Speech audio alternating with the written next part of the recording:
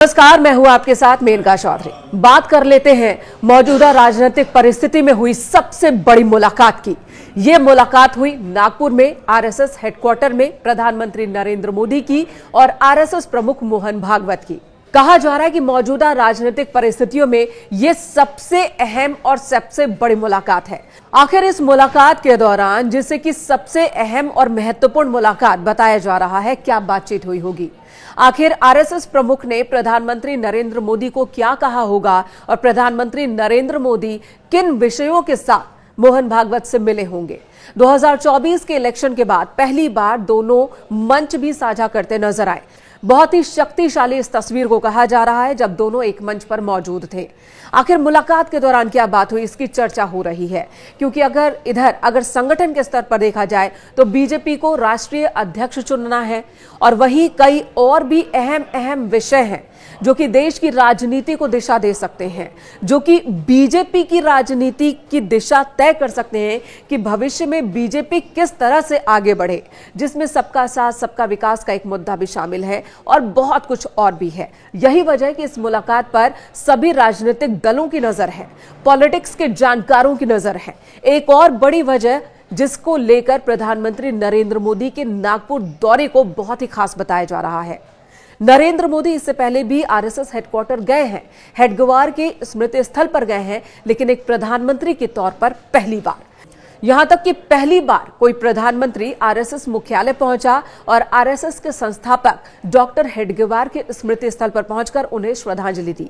इससे पहले अटल बिहारी वाजपेयी जा चुके हैं, लेकिन तब वो प्रधानमंत्री नहीं थे। नरेंद्र मोदी भी जब प्रधानमंत्री नहीं थे तब वो आरएसएस मुख्यालय गए हैं नागपुर में, लेकिन प्रधानमंत्री के तौर पर यह पहला दौरा है और यही वजह कि इसे बहुत खास बताया जा रहा है।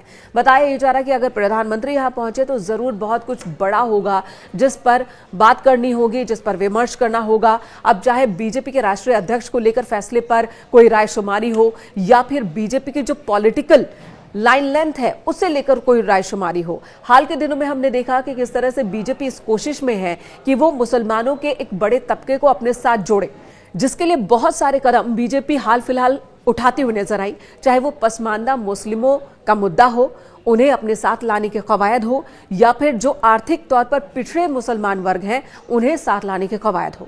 सबका साथ सबका विकास, इस नारे के तहत मुसलमानों के एक वर्ग को जोड़ने की कोशिश बीजेपी लगातार कर रही है। महिलाओं के एक बड़े वर्ग पर पहले ही बीजेपी ने कब्जा कर लिया है। ये कहा जा रहा है कि 2024 के लोकसभा चुनाव में और उससे पहले भी अलग अलग राज्यों के विधानसभा चुनाव में मुस्लिम महिलाओं का वोट मिला बीजेपी को। क्या मुस्लिम पुरुषों का एक बड़े वर्ग का वोट भी बीजेपी को मिल सकता है? इस दिशा में और क्या कदम उठाए जा सकते हैं? आरएसएस की जब हम बात करते हैं तो आरएसएस ने भी अपने रुख में थोड़ा बदलाव किया है। कट्टर हिंदुत्व की जगह अब सबका साथ सबका विकास की बात करता है आरएसएस ये जरूर कहती है कि देश में रहने वाला हर इंसान हिंदू है, लेकिन ये भी कहती है कि इस हिंदू का मतलब ये नहीं है कि मुसलमान अपना धर्म परिवर्तन करवा ले। और इस तरह से अपने कट्टर रुख से थोड़े मोल्ड रुख में आरएसएस नजर आ रही है और साथ ही साथ राष्ट्र की बात सबसे आगे रखती आरएसएस नजर आ रही है। तो ये मुलाकात बहुत ही अहम मानी जा रही है।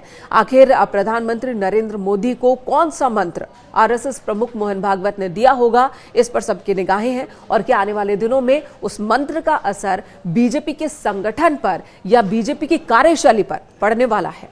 देखिए, राजनीति के जानकारों के एक वर्ग का यह भी कहना है कि मौजूदा दौर में हम देख रहे हैं कि प्रधानमंत्री नरेंद्र मोदी की कट्टर वाली छवि बहुत तेजी के साथ हटाई जा रही है, जबकि उत्तर प्रदेश के सीएम योगी आदित्यनाथ अब भी उस छवि के ब्रांड एम्बेसडर की तरह स्थापित किए जा रहे हैं बीजेपी की ओर से।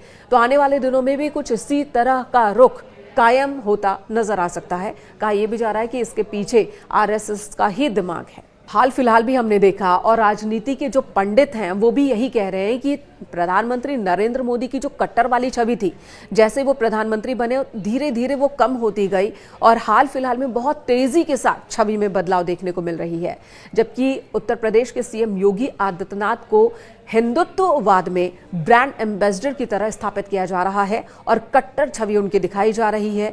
चाहे रमजान के महीने में जो फैसले लिए गए उत्तर प्रदेश में, या फिर संभल में जिस तरह से एक्शन देखने को मिल रहा है, सड़कों पर नमाज पर पाबंदी, वहीं जो मस्जिद, अवैध मस्जिदें हैं उनके खिलाफ एक्शन, और इसके पीछे बताया जा रहा है कि आरएसएस का ही दिमाग है। तो आने वाले दिनों में भी क्या पार्टी इसी तरह से आगे बढ़ने वाली है, जहां पर नरेंद्र मोदी को ग्लोबल लीडर की तरह स्थापित किया जा रहा है और वहीं सीएम योगी आदित्यनाथ को हिंदुवाद के कट्टर चेहरे के तौर पर आगे बढ़ाया जा रहा है।